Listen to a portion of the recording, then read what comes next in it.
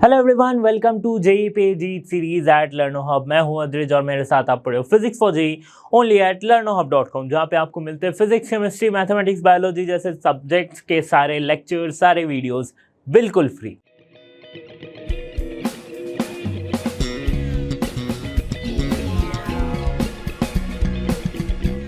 Student, NEET series का अगला chapter electromagnetic induction के चैप्टर के कंसेप्ट्स को हम इस वीडियो में समझेंगे।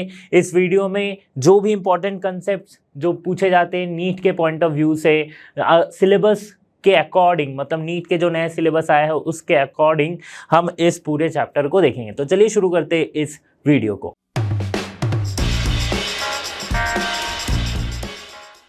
स्टूडेंट्स, वीडियो की शुरुआत करते हैं टॉपिक मैग्नेटिक फ्लक्स से। तो मैग्नेटिक फ्लक्स के बारे में थोड़ी सी अंडरस्टैंडिंग हमने इससे पहले वाले चैप्टर मैग्नेटिज्म एंड मैटर में ही ले चुका है। अब बारी करते हैं, इसको थोड़ा मैथमेटिकली हम समझेंगे। तो मैग्नेटिक फ्लक्स, ऑब्वियसली आपको पता है, कोई भी फ्लक्स जब भी हम लिखते हैं, जो चाहे वो इलेक्ट्रिक फ्लक्स हो या मैग्नेटिक फ्लक्स हो, उसकी फिजिकल मीनिंग ये होती है कि field line passing through a unit area normally, इसे हम फ्लक्स कहते हैं। अब अगर इलेक्ट्रिक फ्लक्स है तो electric field lines, magnetic flux है तो magnetic field lines. So magnetic flux is defined as the number of magnetic lines और magnetic field lines passing through a given closed surface. ठीक है, तो मैग्नेट के लिए या फिर मैग्नेटिक फील्ड के लिए हम कंसिडर करते हैं क्लोज सरफेस के थ्रू पर्टिकुलर एरिया से, एक यूनिट एरिया से कितनी फील्ड लाइंस क्रॉस हो रही है नॉर्मली, वो हम लिखते हैं मैग्नेटिक फ्लक्स से। अच्छा, मैग्नेटिक फ्लक्स को डिनोट करते हैं विथ फाई। ठीक है, ये हम मैग्नेटिक फ्लक्स को डिनोट करते हैं और ये होती है the product of dot product of B and A. Okay, B and A. अब ए क्या है? ए और डी ए आप लिखो, स्मॉल एरिया यूनिट वेक्टर, या फिर ए भी लिख सकते हो, बी डॉट ए लिखते हैं।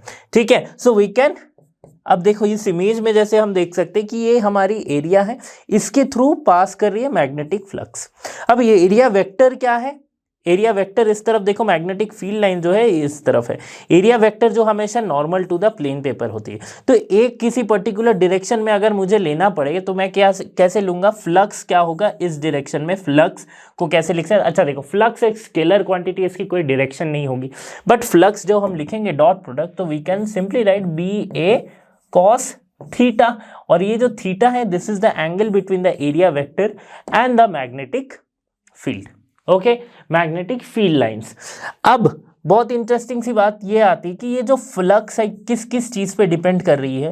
ये डिपेंड कर रही है मैग्नेटिक फील्ड पे, ठीक है, और किस किस चीज पे डिपेंड कर रही है? एरिया पे डिपेंड कर रही है, और एक किस चीज पे डिपेंड कर रही है? ये कॉस थीटा पे भी डिपेंड कर रही है, कॉस थीटा पे भी डिपेंड कर रही है।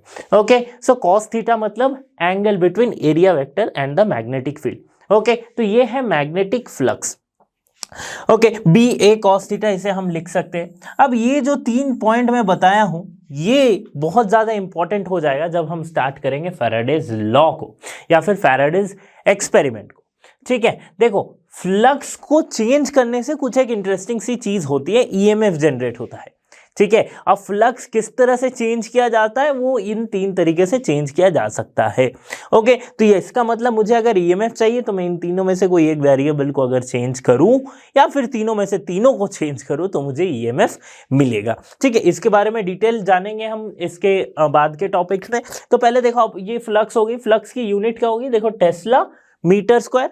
ओके, टेस्ला मीटर स्क्वायर हम लिख सकते हैं, या फिर इसकी टेस्ला मीटर स्क्वायर या फिर वेबर हम लिखते हैं। ये क्या है? फ्लक्स की यूनिट है। इसकी सीजीएस यूनिट होती है मैक्सवेल।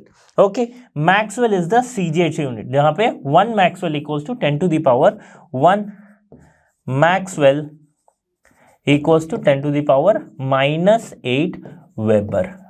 ठीक है, ये सीजीएस यूनिट में लिखी गई है।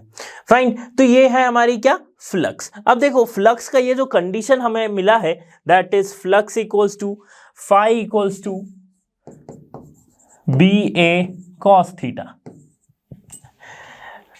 कंसीडर अगर मैं करूं कि बी भी कांस्टेंट है, ए भी कांस्टेंट है, ओके, तो एंगल को अगर मैं चेंज करूं तो मुझे फ्लक्स मिलेगा। अब positive flux, negative flux with respect to the cos theta term, इसके टर्म्स में मैं पॉजिटिव या नेगेटिव फ्लक्स को कैसे डिफाइन कर सकता हूं? तो पहले पॉजिटिव फ्लक्स क्या होती है, देखो phi equals to B A cos theta. तो कॉस थीटा की वैल्यू जब जब पॉजिटिव होगी पूरा टर्म हमारा पॉजिटिव फ्लक्स होगा।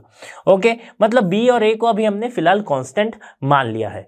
ओके, अब फ्लक्स की वैल्यू पॉजिटिव कब तक होगी? जब थीटा की वैल्यू 0 डिग्री से ज्यादा होगी और 90 डिग्री से कम होगी।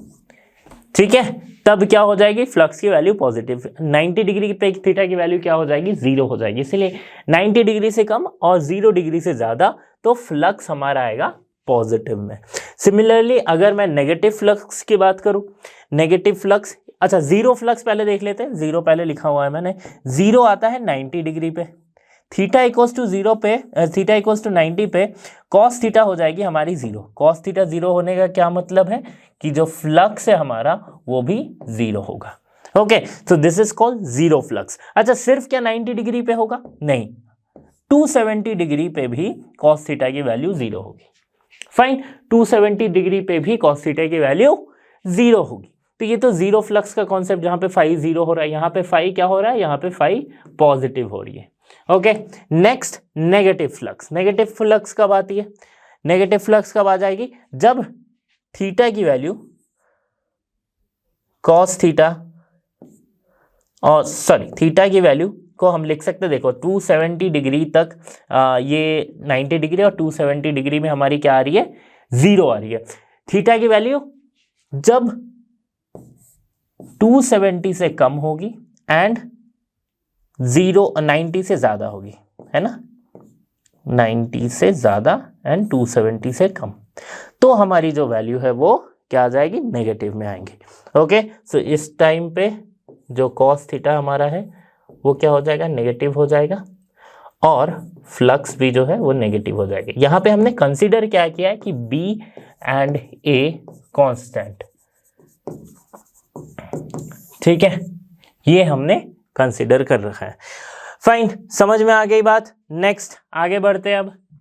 ओके, मैक्सिमम कब होगा? जब थीटा की वैल्यू 0 होगी और minimum and B dot A हो जाए। देखो कॉस थीटा की वैल्यू जब 0 हो रही है, जब कॉस थीटा की वैल्यू हो जाए 0, sorry not cos theta, theta की वैल्यू 0 यानी कि कॉस थीटा की वैल्यू क्या हो जाएगी?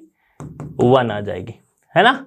कॉस थीटा की वैल्यू आने का 1 आने का मतलब है जो फाई हमारा है वो क्या हो जाएगा? बी डॉट ए, डॉट नहीं बी ए लिखेंगे सिर्फ। ओके, तो ये हमारी क्या है? मैक्सिमम वैल्यू है। फाइन, अब देखो अगर ये सब याद रखने में आपको थोड़ी सी दिक्कत हो रही है तो सिंपल आप ग्राफ से याद रखो। ठीक है, ग्राफ कॉस थीटा की कैसे स्टार्ट होती है? कुछ इस तरह से स्टार्ट होती है। ठीक है, तो कॉस 0 पे वैल्यू है 1, है ना, कॉस 0 पे वैल्यू है 1, कॉस 90 पे वैल्यू, सॉरी कॉस 90 पे वैल्यू है 0।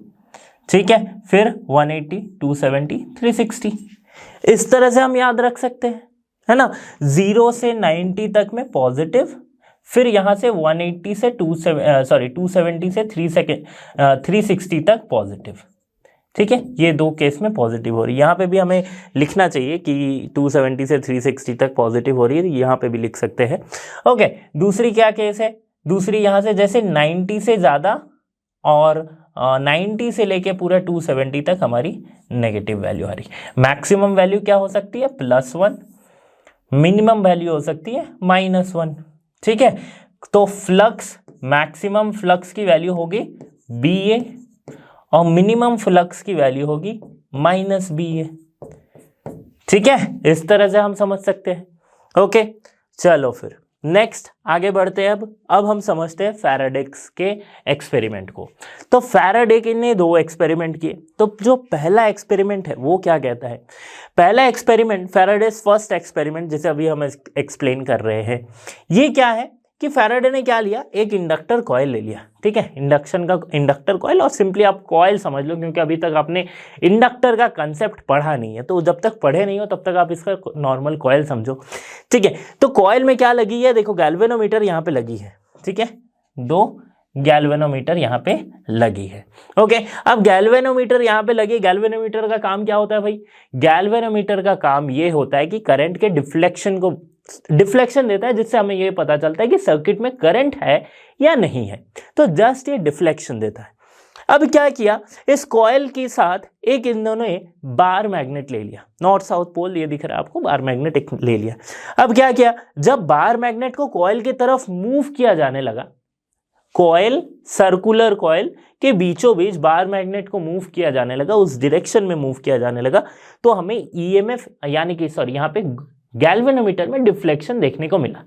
ठीक है, ये एक्सपेरिमेंट चल रहा है, रिजल्ट में इसके बाद ऑब्जर्वेशन इसके बाद हम डिस्कस करेंगे। तो अब देखो क्या हो रही है, मैग्नेट को मूव किया गया, जैसे ही मैग्नेट मूव होता है, जैसे मैग्नेट मूव होता है यहां पे डिफ्लेक्शन देखने को मिलती है। जैसे मैग्नेट मूव होना बंद हो जाता है, डिफ्लेक्शन बंद हो जाती है। सेकेंड केस, मैग्नेट को जब दूसरी तरफ में मूव किया गया तो डिफ्लेक्शन दूसरी तरफ देखने को मिली। दूसरी तरफ डिफ्लेक्शन देखने का मतलब यह है कि करंट की डायरेक्शन चेंज हो गई, है ना, करंट की डायरेक्शन चेंज हो गई। फाइन, ये इधर कुछ इस तरह से आप कर दो, समझ में आ रही बात। अब देखो ये जो कॉइल में जो मैग्नेट इंड्यूस हुआ, कैसे हो रहा है, देखो यहाँ पे सारे ऑब्जर्वेशन हम करेंगे, क्यों हो रहा है, कैसे हो रहा है, ये सबको समझेंगे। पहले एक्सपेरिमेंट को समझो कि जैसे मैग्नेट को मूव कर रहे हैं, यहाँ पे सर्किट में करंट आ रही है, दोनों सर्किट में आ रही है, चाहे वो इस तरफ मूव करो चाहे वो इस तरफ मूव करो। जब रेस्ट में था तब कोई करंट नहीं थी, जैसे ही मूव करना स्टार्ट किया तो हम यहाँ पे करंट देखने को मिल रहा है, डिफ्लेक्शन देखने को मिल रहा है। फिर मूव करना स्टॉप कर दो तो फिर बंद हो जाएगा, ऑपोजिट डायरेक्शन में करो तो दूसरी डायरेक्शन में करंट मिलेगी as compare to the first one. ठीक है, तो ये हमारी एक्सपेरिमेंट चल रही है, फैराडे के एक्सपेरिमेंट चल रही है। यहां से हमें ये क्या पता चलता है कि ये जो फैराडे का एक्सपेरिमेंट है कि जैसे मैग्नेट को मूव कर रहा हूं तो magnetic flux across the coil ये चेंज हो रहा है ना, flux linkage across the coil ये चेंज हो रहा है, और इसकी वजह से हमें एक इंड्यूस्ड करंट मिल रहा है। ठीक है, ये तो हम डिस्कस करेंगे फैराडे के लॉ में। उससे पहले अगर थोड़ा सा इसके ऑब्जर्वेशंस को देखें तो ऑब्जर्वेशंस ऐसा क्या था कि हमने पहला ऑब्जर्वेशन हमने क्या देखा कि जब तक मोशन है तब तक करंट है, ठीक है, तब तक डिफ्लेक्शन था, हेंस करंट। ये हम कह सकते हैं कि बार मैग्नेट का मोशन हो रहा है, तो बार मैग्नेट जब तक मोशन में है तब तक उसके अक्रॉस जो है वो फ्लक्स लिंकेज हो रहा है, हेंस एक करंट हमें, डिफ्लेक्शन हमें देखने को मिल रही है, जिसका मतलब करंट है। अब रिलेटिव मोशन, ये जो मोशन है या एक्चुअल मोशन, ये रिलेटिव मोशन हम लिख सकते हैं। अब रिलेटिव मोशन का क्या मतलब होता है? रिलेटिव मोशन मतलब कि किसी भी दोनों ऑब्जेक्ट है, एक अगर रेस्ट में है दूसरा मोशन कर रहा है, तो हम कह सकते हैं this magnet is in motion with respect to the steady coil.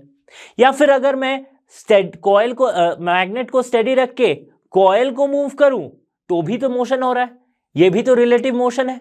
अब कॉइल को भी जब मूव किया गया तब भी करंट इंड्यूस हमें देखने को मिला गया, तो इसलिए हमने डिराइव किया that this is the relative motion.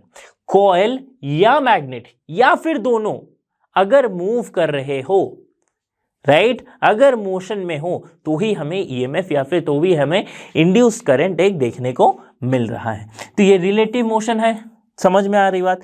तीसरा हमने ऑब्जर्व किया कि जब रेस्ट पे है, चाहे वो मैग्नेट रेस्ट पे हो या फिर जब दोनों रेस्ट पे है तो नो करंट। ठीक है, चौथा एक चीज जो हमने बहुत इंटरेस्टिंग है जो नोटिस किया वो क्या है कि जब हमने बार मैग्नेट को, देखो इसकी साउथ पोल इस तरफ है, नॉर्थ पोल इस तरफ है, हमने इस तरफ मूव किया तो यहां पे इस कॉइल के अक्रॉस एज ए सोलेनॉइड, अगर इस कॉइल को कंसीडर करूं तो इस solenoid acts as a bar magnet, ये हमने पढ़ रखा है। तब ये सोलेनॉइड के इस वाले सेक्शन में देखो जो इस साइड में नॉर्थ पोल का इंड्यूस हो गया।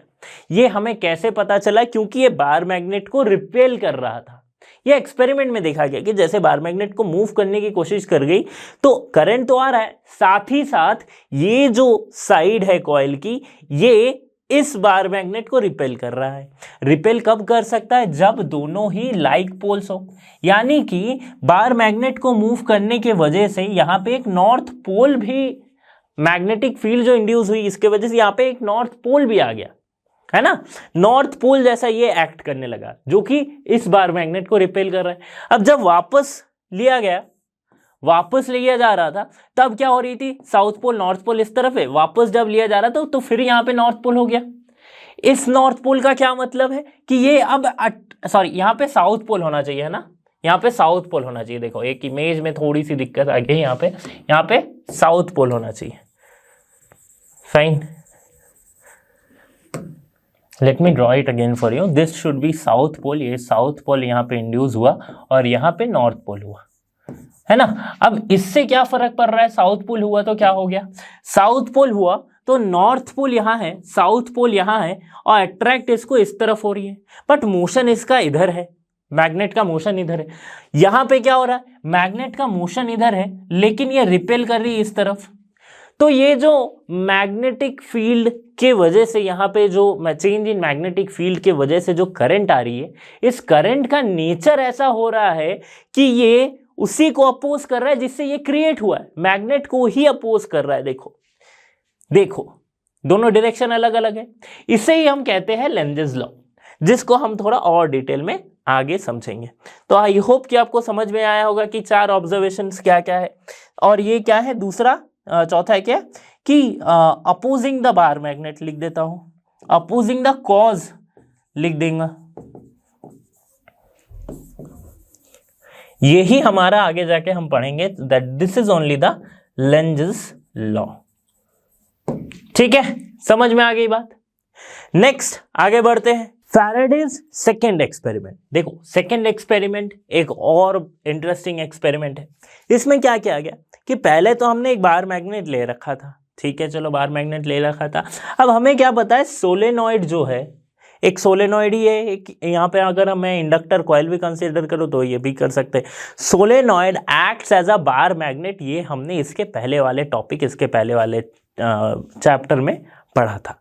ओके, अब सोलेनॉइड अगर बार मैग्नेट है तो यानी कि इसको भी मूव करूंगा मैं तो फ्लक्स का लिंकेज होगा, यानी कि फ्लक्स का चेंज होगा, है ना। तो इसके मतलब यहाँ पे भी आनी चाहिए डिफ्लेक्शन। बट यहाँ पे मैंने क्या किया, मतलब मैंने तो नहीं किया, फैराडे ने किया। फैराडे ने क्या किया कि एक सोलेनॉइड लिया, ठीक है, सोलेनॉइड यानी कि एक कॉइल लिया, सिंपल सा समझ लो, एक इंडक्टर कॉइल लिया। अब जैसे इसको स्विच ऑन किया जा रहा है, जैसे की इसकी दबाई जा रही है, स्विच ऑन किया जा रहा है, तो ये इस वाले जो इसके पास एक और इंडक्टर कॉइल है जिसमें कोई सप्लाई नहीं है बट एक गैल्वेनोमीटर लगा हुआ है, इस गैल्वेनोमीटर में हमें डिफ्लेक्शन देखने को मिल रहा है, पॉजिटिव डिफ्लेक्शन देखने को मिल रहा है, ठीक है। और वो डिफ्लेक्शन कब तक रह रहा है? थोड़ी ही देर तक रह रहा है, ठीक है। अब वो थोड़ा देर क्या है एग्जैक्टली वो मैं आपको समझाऊंगा। फाइन, और जैसे ही स्विच को ऑफ कर दिया जा रहा है तो फिर से हमें डिफ्लेक्शन देखने को मिल रहा है, फिर वो 0 पे आ जा रही है। मतलब ये जो चेंज हो रहा है करंट का, यानी कि करंट क्या हो रही है, एक बार 0 मैक्सिमम जा रही है, मतलब पॉजिटिव में जाके 0 आ जा रही है, फिर जब इसे ऑफ कर रहे हैं तो फिर नेगेटिव में जाके 0 आ रही है, ठीक है। क्या हो रहा है देखो, करंट को अगर मैं एक ग्राफ की तरह समझाऊं, सपोज करते ये हमारा करंट की ग्राफ है, तो जब भी हम स्विच ऑन करते तो क्या होता है, करंट 0 से मैक्सिमम वैल्यू तक रीच करती है, 0 से मैक्सिमम वैल्यू तक रीच करती है। इसके लिए ये सपोज कुछ एक टाइम लगा रही है, ठीक है। अब वो टाइम हमारे लिए देखना, मतलब बाई जस्ट हम कि मैं स्विच ऑन कर रहा हूं, बल्ब जल रही है, वो with in fraction of second ये हो रहा है ना।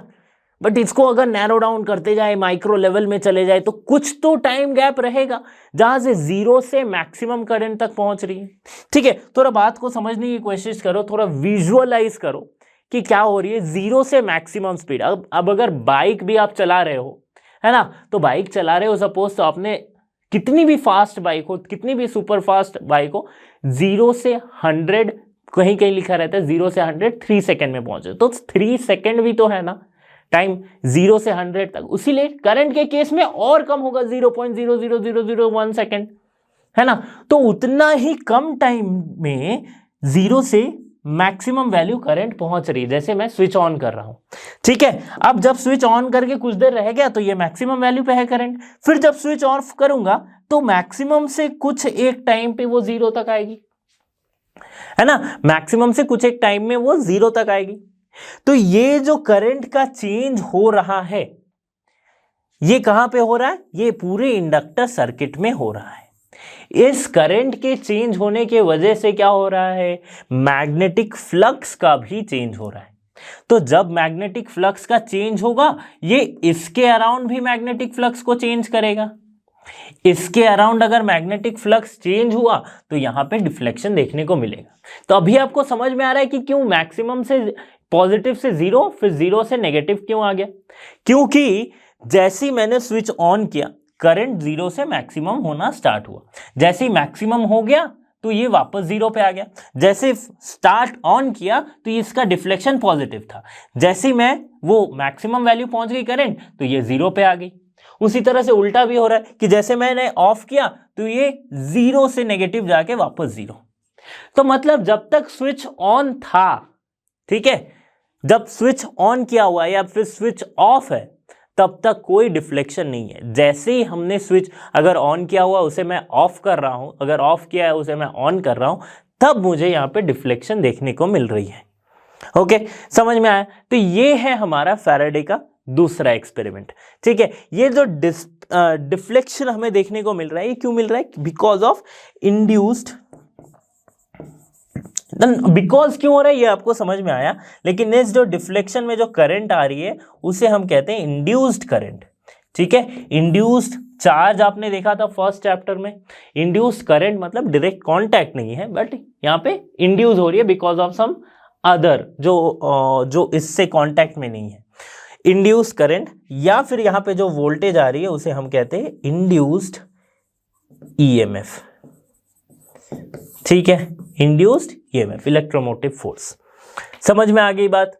ओके, चलो फिर मूविंग ऑन। तो इस दो एक्सपेरिमेंट के बेसिस पे फैराडे ने दो लॉ दिए। पहला लॉ ये कहता है whenever there is a change in the magnetic flux linked with a circuit and EMF and hence a current is induced in the circuit. Fine. However, it lasts only so long as the magnetic flux is changing. जब तक magnetic flux change होता रहेगा, increase हो decrease हो, change होता रहेगा, तब तक ही इंड्यूस करंट इंड्यूस ईएमएफ रहेगी। दूसरा लॉ क्या कह रहा है, the magnitude of this induced EMF is directly proportional to the rate of change of magnetic flux linked with a circuit.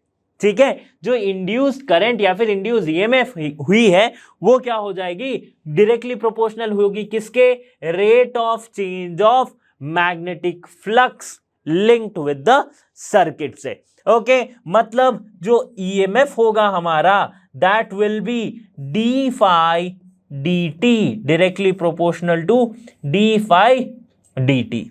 ठीक है, directly proportional to D phi by d t. और d phi D t by तो हम नहीं बोलते क्योंकि differentiation है ये, so d phi D t EMF will equals to K D phi D T. ठीक है, के को हम ऐसा एक कांस्टेंट मानते हैं जिसके लिए हम we can write the value K equals to 1, so we can simply write E equals to D phi D T. ठीक है, और ये हमारा क्या है, ईएमएफ है। क्या है ये, ईएमएफ है। ओके, समझ में आ रही कि के की यूनिट्स को हमने ऐसा लिया कि के की वैल्यू जो है वो इक्वल्स टू 1 आ गई, प्रोपोर्शनलिटी कांस्टेंट था ये, तो 1 वैल्यू पुट करने से हमारे ईएमएफ क्या आ गई, डी फाई डी टी आ गई। समझ में आया कि क्या होता है फैराडे का लॉ, क्यों था, हमने मैग्नेटिक फ्लक्स को समझा था, फैराडे के लॉ से हम ईएमएफ पे किस तरह से आए कि किस तरह से rate of change of flux होगा, फ्लक्स टाइम के साथ चेंज होगा तभी ईएमएफ जनरेट होगी। ओके, अगर ये चेंज 0 है तो ईएमएफ हमारे पास 0 रहेगी। तो यहाँ पे हमने समझा ईएमएफ को।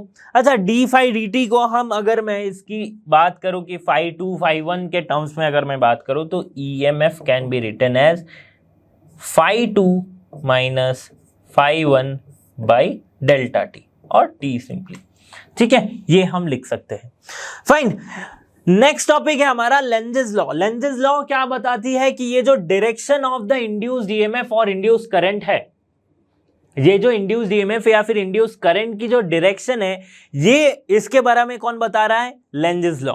ठीक है, तो जैसा कि मैंने कहा था कि ये लॉ क्या कहता है, आपको जो पोलैरिटी का चेंज देखने को मिला था कि जिस तरफ आप नॉर्थ पोल को ले जा रहे हो कॉइल में, ये जो कॉइल है, ठीक है, और ये आपकी बार मैग्नेट है, यहाँ पे नॉर्थ और साउथ है, आपकी इस तरफ मूव कर रहे हैं, तो आपका यहीं पे नॉर्थ और साउथ पोल इंड्यूस होगा एज अ मैग्नेट, ये अगर काम कर रहा है तो।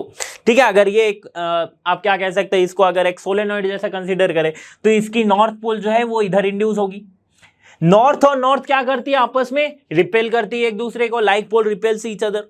ठीक है, तो इसके अकॉर्डिंग अगर मैं लॉ बनाऊं तो मैं क्या लिख सकता हूं, इसके अकॉर्डिंग अगर लेंजेस भाई ने लॉ बनाया तो इन्होंने क्या लिखा, इन्होंने ये लिखा कि इंड्यूस्ड ईएमएफ का डायरेक्शन वो होगा कि वो हमेशा रिपेल करेगा जिसने उसे बनाया है।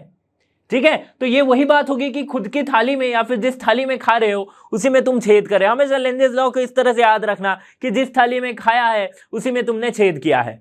ठीक है, तो खाया किस थाली में, यानी कि ईएमएफ इंड्यूस कैसे हुआ, मैग्नेट के वजह से। अगर मैं कॉइल और मैग्नेट वाला एक्सपेरिमेंट, फैराडे का पहला लॉ का पहला एक्सपेरिमेंट अगर कंसीडर कर रहा हूं कि मैग्नेट के मूव होने के वजह से ईएमएफ तुम्हारे कॉइल में आई है, ठीक है, और तुम अपने आप को इस तरह से ढाल लिए हो कि मेरा जो मैग्नेटिक पोल्स होगा वो उसी मैग्नेट को रिपेल करेगा। ठीक है, मतलब जिसने तुम्हें बनाया है तुम उसी को रिपेल करो, that is the Lenz's law. Okay, explaining it more in a bookish language, हम अगर बुकिश लैंग्वेज में इसे एक्सप्लेन करना चाहे तो क्या कह सकते हैं, the direction of induced EMF और the induced current is such that it opposes the change in that is producing it. Okay, now if the current is induced due to motion of the magnet, then the induced current in the coil sets itself to stop the motion of the magnet. ठीक है, north pole बन गया, repulsion हो रहा है, मतलब magnet को आगे आने से रोक दिया। The current is induced due to, if the current is induced due to change in the current in the primary coil, ये बात करिए सेकेंड लॉ की। ठीक है, सेकेंड एक्सपेरिमेंट की, primary coil, then the induce current is such that it tends to stop the change.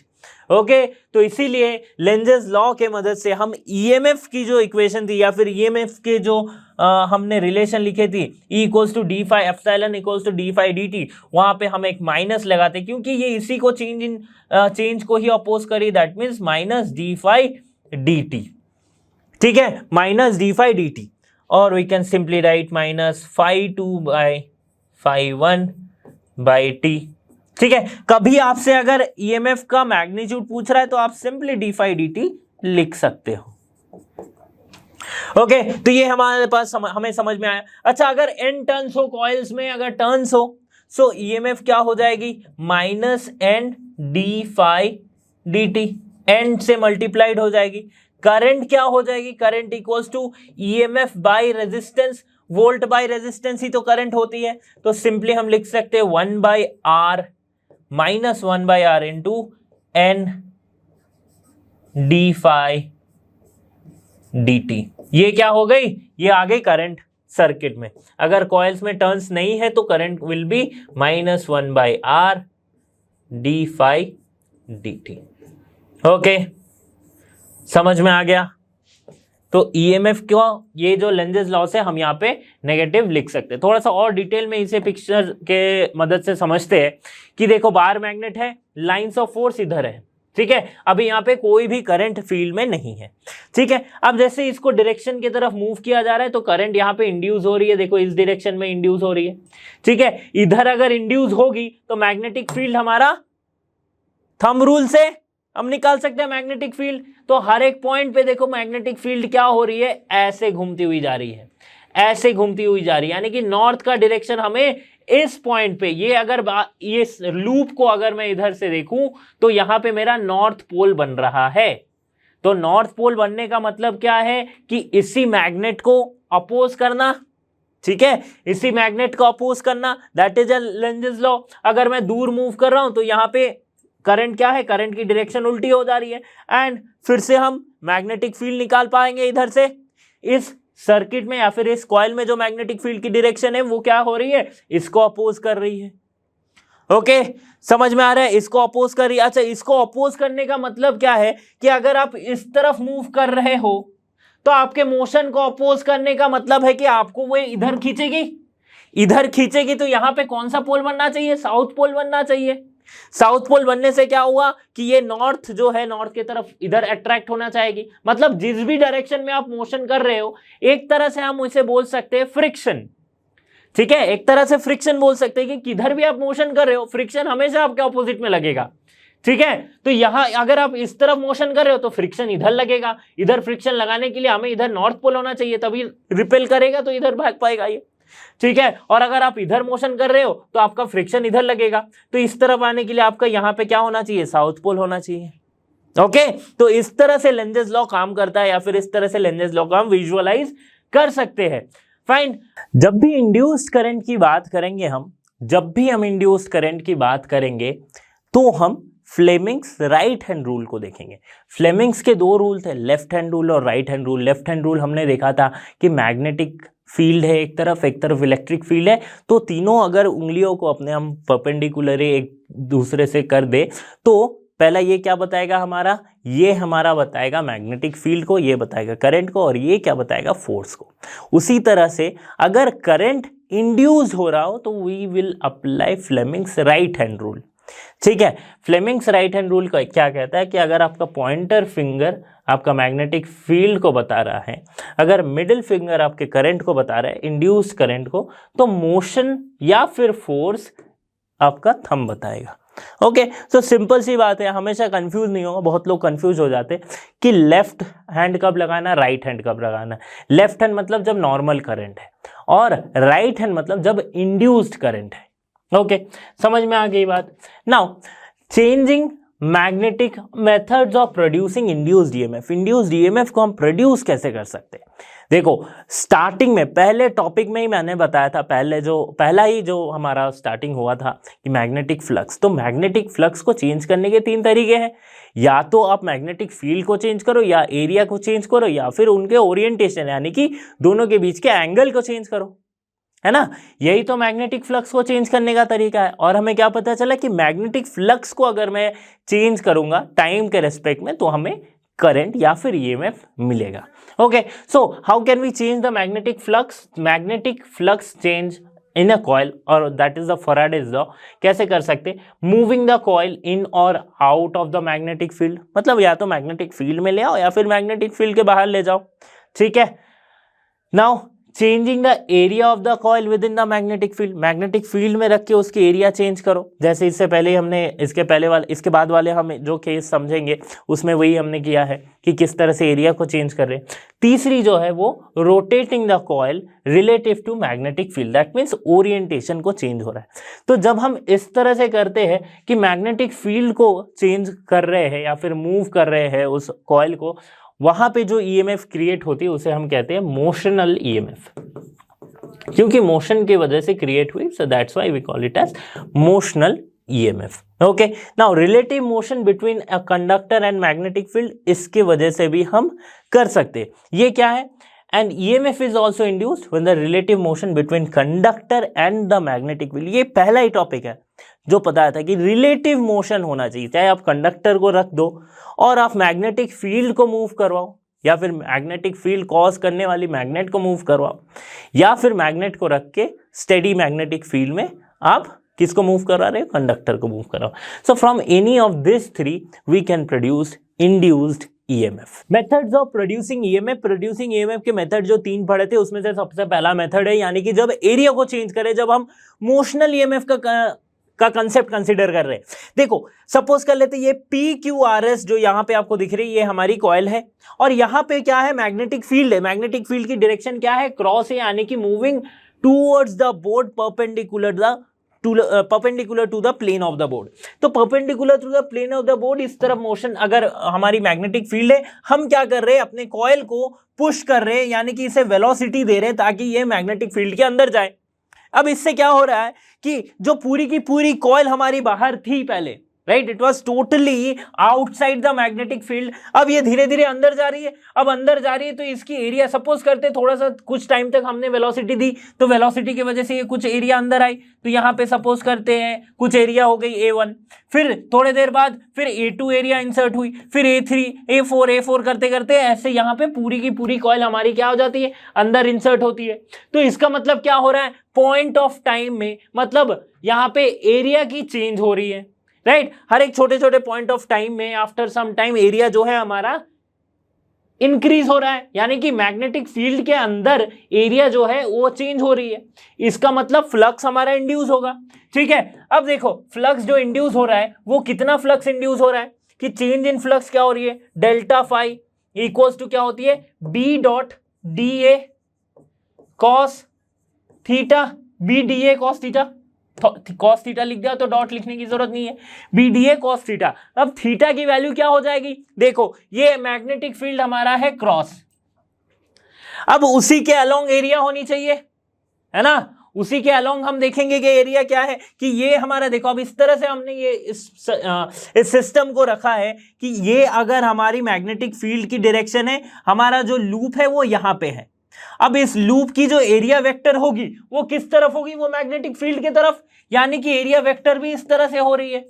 तो दोनों के बीच में एंगल हो गया 0 डिग्री, तो cos 0 डिग्री की वैल्यू आ जाती है +1, तो cos 0 डिग्री की वैल्यू +1 आई, तो डी फाई मेरा क्या हो जाएगा, बी डी ए हो जाएगा, cos थीटा की जगह पे 1 लिख देंगे, ठीक है। अब डी ए एरिया, ये वाली जो डी ए एरिया है ये कितनी है, तो सपोज करते इसकी लेंथ जो है वो L है, और ब्रेथ क्या होगी, तो ये ब्रेथ जो डिस्टेंस है, इसे अगर मैं वेलोसिटी के टर्म्स में लिखूं कि v वेलोसिटी से ये इस पॉइंट से इस पॉइंट तक I at time dt, then what will be the distance, v speed equals to distance by time, so distance equals to speed into time.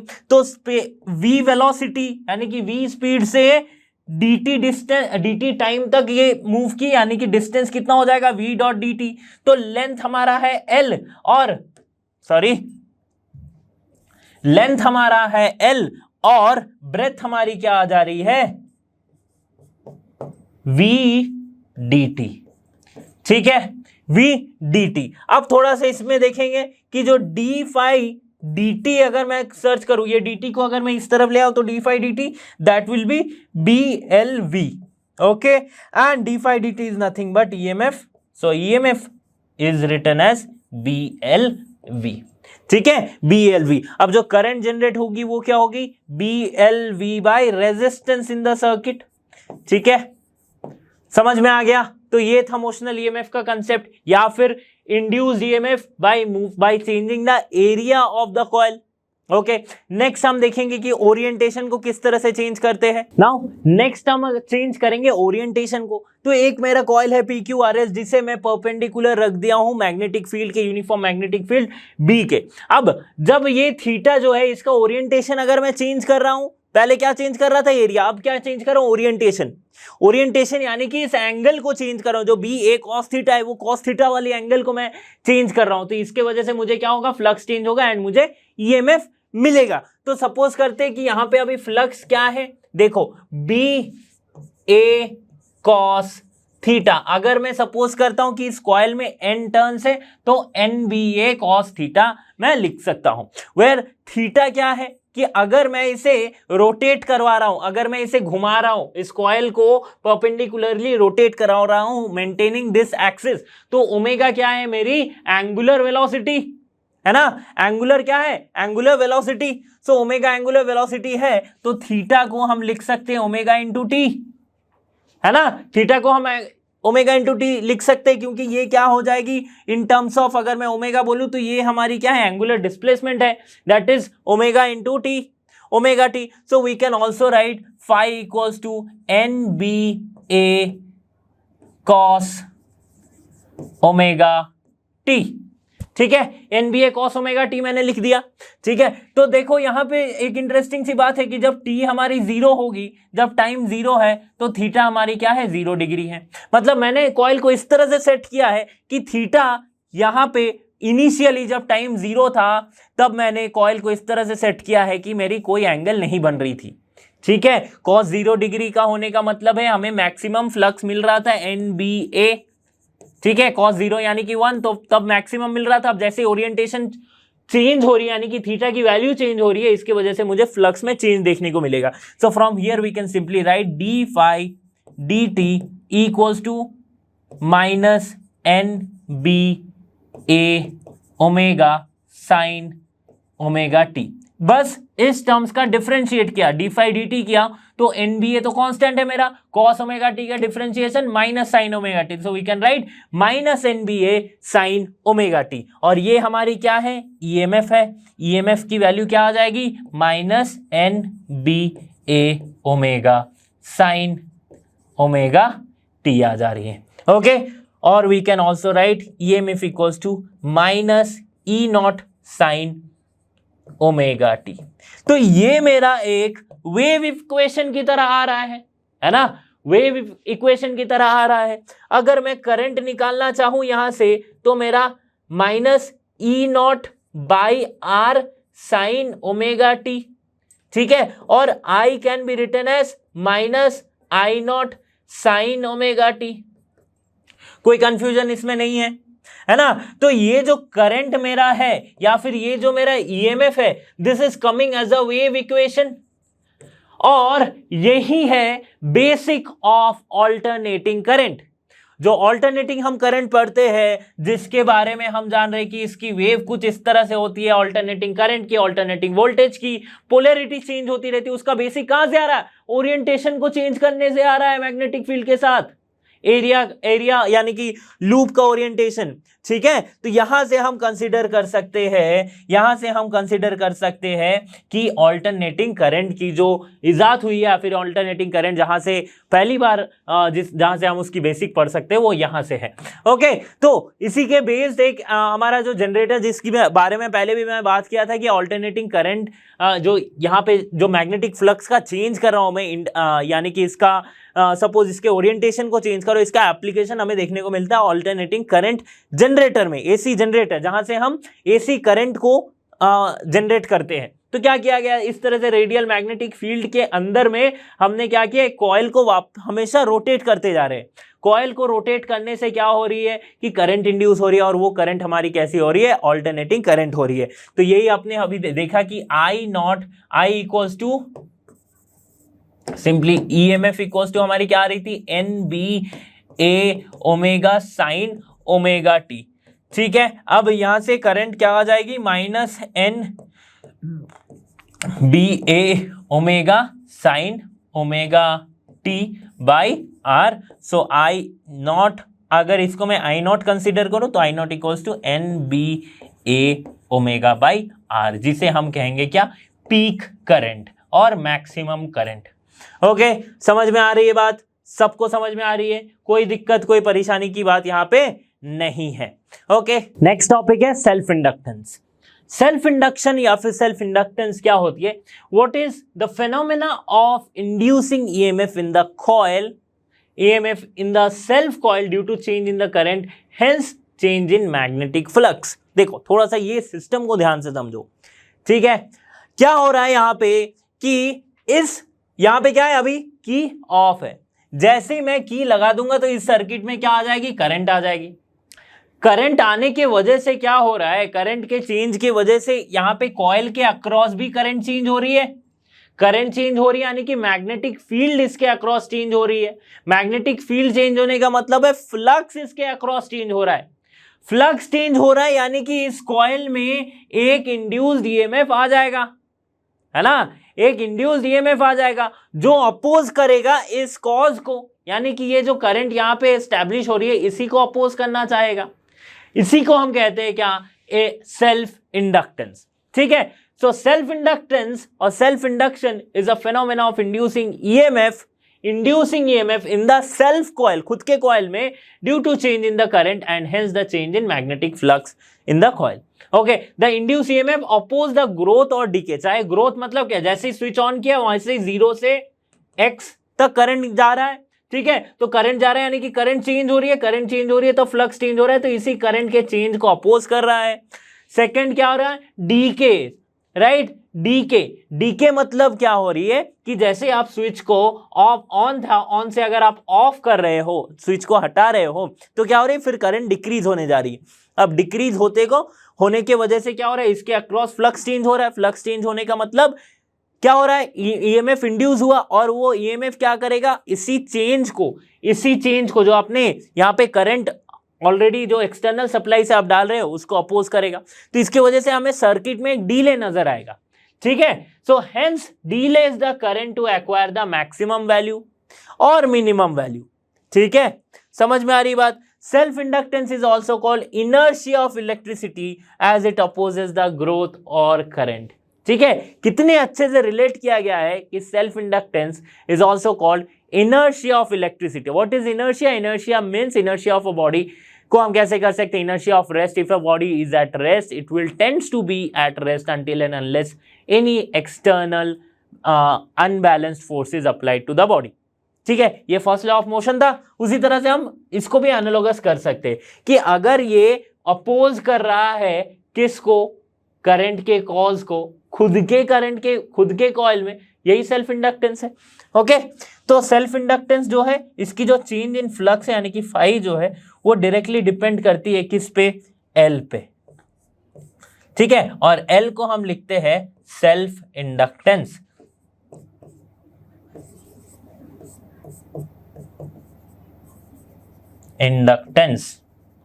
ठीक है, सेल्फ इंडक्टेंस शो करने वाली जो डिवाइसेस है या फिर जो इस तरह के टर्म्स है, जो इस तरह के कॉइल्स, इसे हम कहते हैं इंडक्टर।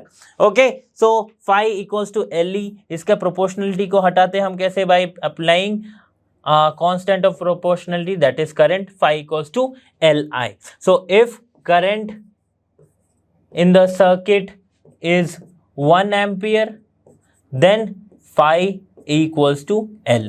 L होती है सेल्फ इंडक्टेंस, इसकी यूनिट होती है हेनरी। ठीक है, जिसे हम कैपिटल H भी लिखते हैं। Okay, Henry. ये न्यूमेरिकली पॉसिबल है। Okay, numerically. ठीक है, सेल्फ इंडक्टेंस। ईएमएफ क्या हो जाएगी फिर, ईएमएफ की अगर बात करो, जो इंड्यूस ईएमएफ होगा वो हमारा क्या आ जाएगा, minus D phi D T होती है। ठीक है, so we can simply write minus D L I D D T of L I. So L तो कांस्टेंट है, that is inductance, L D I D T. ठीक है, L D I D T. तो जो flux है वो किस पे डिपेंड कर रहा था, एल पे डिपेंड कर रहा था। ठीक है, एल को अगर मैं कांस्टेंट मानूं तो EMF will be minus L D I D T. Okay, ये हमें क्या मिल रहा है, induced EMF on the inductor. Induced EMF on the inductor. अगर मैं डी आई डी टी को 1 मानता हूं, 1 अगर मैं यूनिट मानता हूं कि चेंज अगर ये कांस्टेंट है, तो मेरी ईएमएफ जो है वो इंडक्टेंस के बराबर होगी। ओके, सो इसमें कोई कंफ्यूजन नहीं है। अच्छा, एक और कंफ्यूजन आ जाती है कि ईएमएफ और वोल्टेज क्या है, कि ईएमएफ को अगर मैं minus L D I D T लिख रहा हूं, तो कोई अगर आपसे पूछे कि वोल्टेज कैसे लिखोगे, तो वोल्टेज क्या होगी, बस इसका आप मैग्नीट्यूड ले लोगे, L D I D T. ठीक है, समझ में आ गई बात, कोई कंफ्यूजन, कोई परेशानी नहीं है।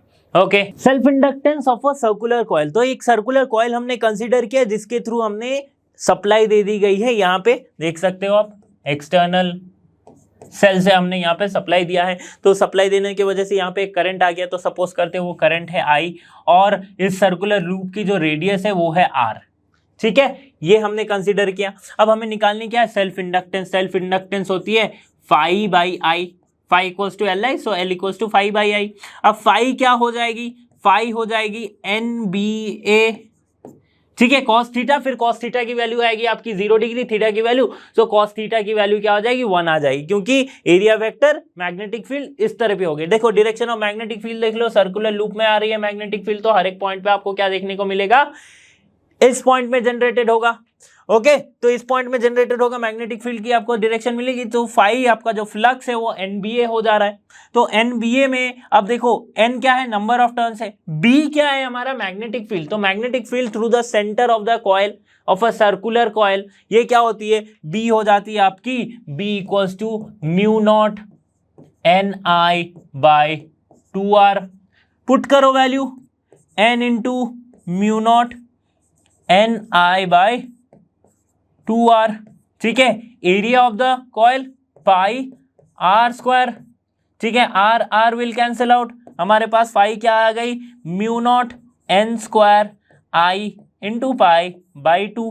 अब magnetic self inductance L equals to phi by I, phi क्या है, mu not N square I pi by 2R, ठीक है, sorry 2I not R, 2I, ठीक है, ये I है एक, I विल कैंसिल आउट, तो हमारे पास self inductance of a circular coil जो मिल रहा है वो क्या है, mu not N square pi by 2,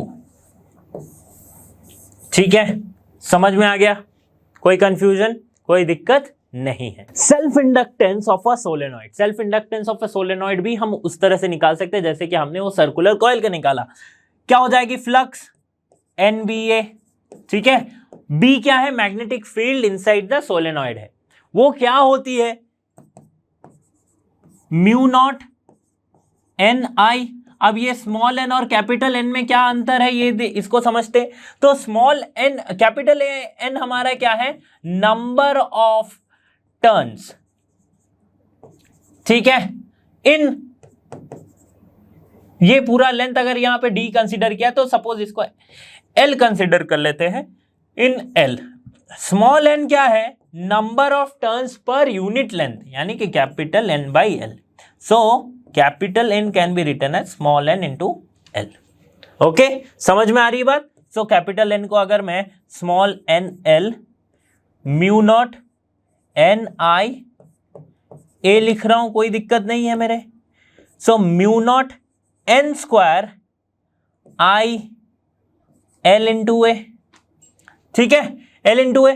अब क्या करूंगा मैं, ये हमारी क्या है, फ्लक्स है, फ्लक्स बाय करंट अगर मैं कर दूं, मतलब ये करंट जो है इसको मैं इस तरफ ले आ रहा हूं, तो मुझे क्या मिल जाएगा, mu naught N square L A, ठीक है, mu not N square L A, और ये हमारी क्या है, फ्लक्स बाय करंट, ये हमारी है self inductance, so mu naught N square AL और LA कुछ भी आप लिख सकते हो, ओके, समझ में आ गया।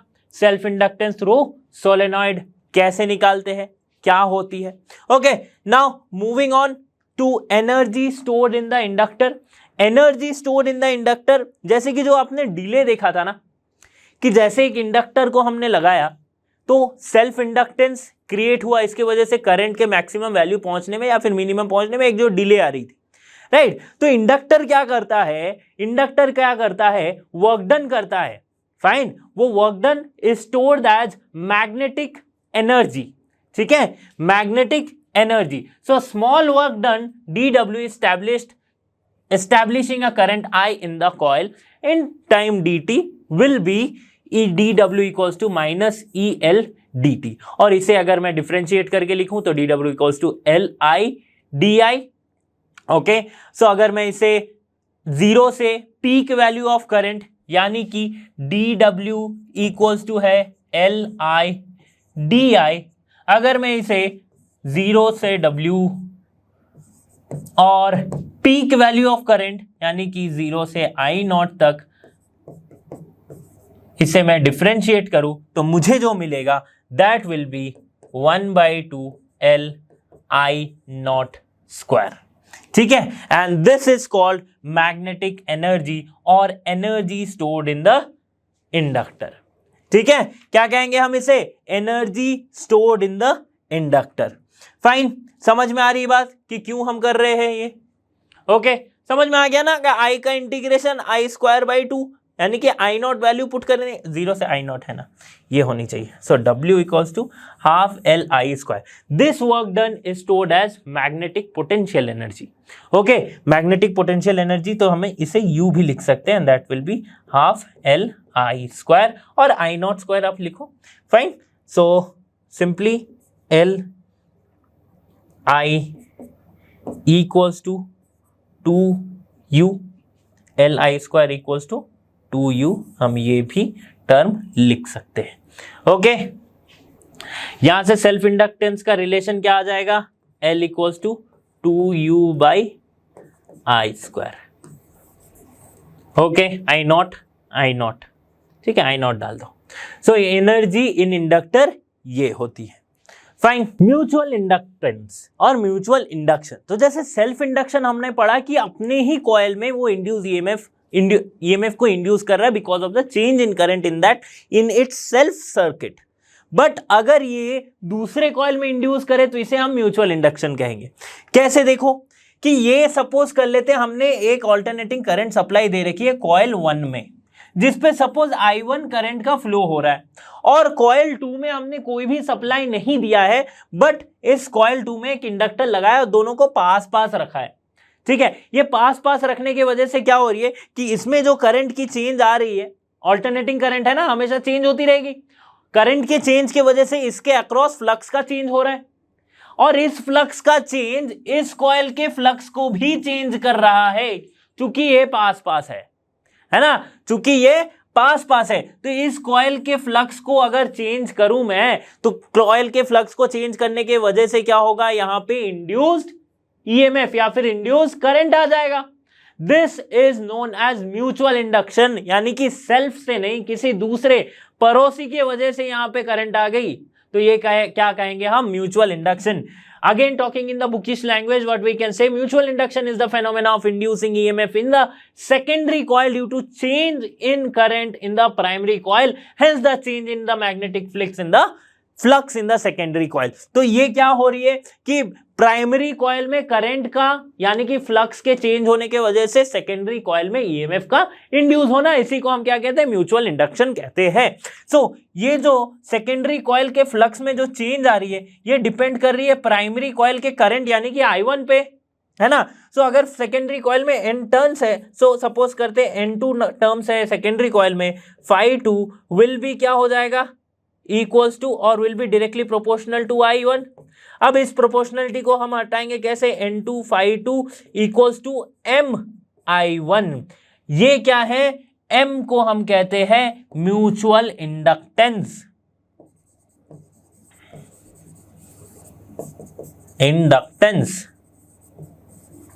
ठीक है, म्यूचुअल इंडक्टेंस। इसकी भी यूनिट क्या होती है, हेनरी हो जाती है। Okay, so m equals to क्या आएगी, n2 phi2 बाई I1, ठीक है, n2 phi2 बाई I1 आ जाएगा। ओके, अब देखो यहां से हम अगर निकालना चाहे कि ईएमएफ कितना इंड्यूस होगा, सो ईएमएफ क्या हो जाएगी, ईएमएफ किसमें, सेकेंडरी कॉइल में, सो E2 will be d phi2 dt, ठीक है। फाई की जगह पे हम क्या पुट करेंगे भाई, फाई की जगह पे हम पुट करेंगे m1 m I1 by n2, ठीक है। सो m I1 बाई n2, तो n2 को मैंने ले लिया बाहर, m by n2 di1 dt, ठीक है। EMF in the secondary coil di1 dt, समझ में आ रही है बात। अगर नंबर ऑफ टर्न्स हमने 1 माना है तो ईएमएफ विल बी, अच्छा ये माइनस है ना, माइनस d5 होती है, so minus m di1 dt, ठीक है।